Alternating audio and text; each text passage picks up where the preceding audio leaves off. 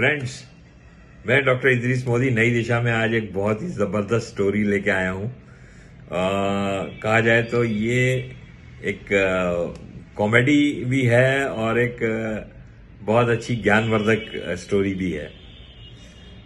क्या होता है, कभी कभी हम किसी भी आदमी के अच्छे काम को जो वो हमारे लिए करता है, हम उसको गलत वे में ले लेते हैं, क्योंकि हमें नहीं मालूम कि उसके पीछे उसका मकसद क्या है। और बहुत सी बार तो ऐसा होता है कि हमें मालूम ही नहीं पड़ता कि किसने हमारे लिए काम किया, क्योंकि कई लोग दुनिया में ऐसे हैं जो दयालु भी हैं और अच्छा काम करना चाहते हैं, लेकिन ये नहीं चाहते कि हमारा कहीं पे नाम हो।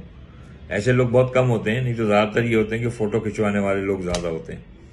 तो बहुत अच्छी एक स्टोरी है कि एक बार एक पोस्ट ऑफिस में एक कर्मचारी होता है। पोस्ट ऑफिस में अलग अलग लोग होते हैं, जैसे डाकिया डाक बांटता है, पोस्ट मास्टर होता है, कोई स्टैम्प सेल करता है।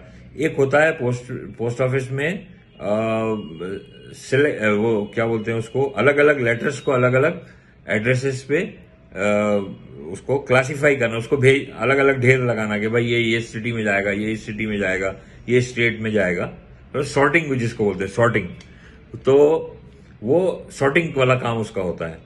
तो एक बार जब वो एक दिवाली के टाइम में एक एनवलप उसके पास आता है, उस पर लिखा होता है ईश्वर, टू ईश्वर, एड्रेस कुछ नहीं होता, और एक लेडी का नाम लिखा होता है, और उसके अंदर वो इसका एड्रेस होता है लेडी का और उसका नाम, लेकिन टू में जो है सिर्फ ईश्वर लिखा होता है। तो ये थोड़ा बहुत कंफ्यूज होता है कि भाई ये लेटर को कहाँ पहुंचाऊं। तो बोलता है चलो कोई बात नहीं, इसको जरा खोल के तो देखूं।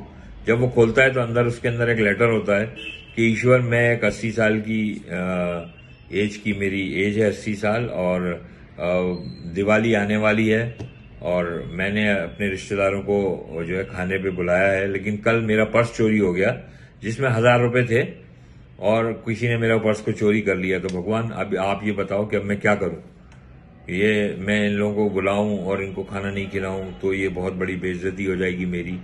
वो सारा चीज उसने लेटर में लिखा होता है। अब ये आदमी सोचता है कि यार ये लेटर में लिखा है इसने और सच्चा ही लिखा होगा बिल्कुल। तो ये अपने सारे जो उसके कर्मचारी होते हैं साथ वाले जो उसके ऑफिस के, उनको सबको बताता है। तो हर आदमी निकाल के अपनी जेब में से कुछ ना कुछ पैसे देता है। इस तरह वो जो है जब सारा कलेक्शन होता है तो 900 रुपए उसके अंदर 900 रुपीज आ जाते हैं। तो इस जो बुढ़िया होती है, इसने 1000 रुपए मांगे होते हैं भगवान से कि भगवान मुझे 1000 रुपए भेज दो, लेकिन हो पाते हैं 900 रुपए। तो वो 900 रुपए लिफाफे में रख के और वो उसके नाम पे, बुढ़िया के नाम पे वो उसको पहुंचा देते हैं। तो वो उसके बाद दिवाली आ जाती है, लोग भूल जाते हैं उस चीज को। फिर थोड़ा दिन बाद वो लेटर एक और लेटर आता है उस आदमी के पास, उसमें भी लिखा होता है ईश्वर, और वही बुढ़िया का एड्रेस होता है उसमें।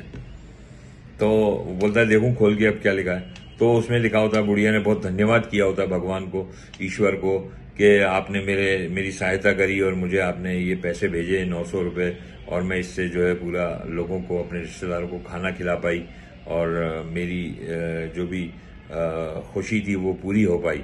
लेकिन भगवान, ये जो पोस्ट ऑफिस वाले हैं, ये जो लोग हैं, ये चोर लोग हैं, इन्होंने इसमें से 100 रुपए निकाल लिए। मुझे मालूम है आपने 1000 भेजे होंगे, मैंने 1000 मांगे थे, लेकिन इन लोगों ने इसमें से 100 रुपए निकाल लिए। तो कहने का मतलब ये कि कई बार हम किसी की मदद को गलत वे में ले जाते हैं, या हमें मालूम ही नहीं है कि उस सामने वाले ने हमारी मदद करी है और उसकी मदद की वजह से हमारी मुश्किल आसान हुई है। तो दोस्तों, कभी भी अगर कोई हेल्प आपको मिलती है तो उसका धन्यवाद करिए, दिल से धन्यवाद करिए, और हमेशा उस आदमी को याद रखिए जिसने आपकी परेशानी के दिनों में मदद की है। और बराबर मालूम करिए, अगर आपको मालूम है कि मेरे को ये हेल्प आई है तो कहाँ से आई है, कैसे आई है, ये सारी चीजें हमें मालूम होना चाहिए। Thank you very much.